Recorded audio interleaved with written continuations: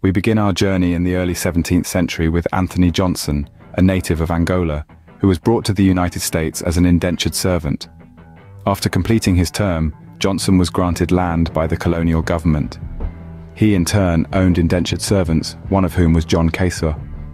In a landmark case in 1655, Johnson successfully argued that Casor was his servant for life, effectively making Johnson the first legal black slave owner in North America.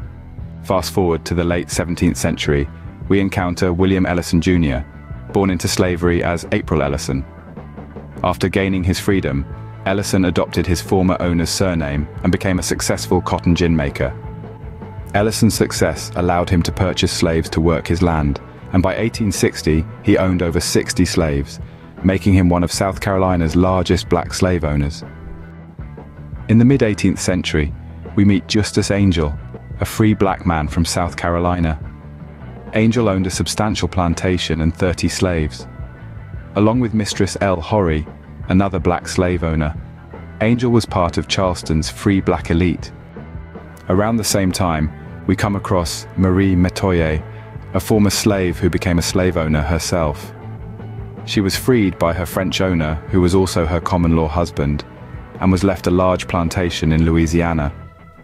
Metoyer went on to own numerous slaves who worked her land. Lastly, we step into 19th century New Orleans to meet Tommy Lafon, a wealthy businessman and philanthropist. Lafon, born free, accumulated significant wealth through real estate and other business ventures. Despite advocating for abolition, Lafon paradoxically owned slaves, most likely as a means of protecting them from harsher conditions under other masters. In conclusion, the stories of these first black slave owners provide a complex and nuanced view of the history of slavery.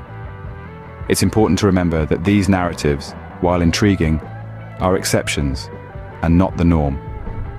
The vast majority of black individuals in this era were, tragically, victims of the brutal system of slavery.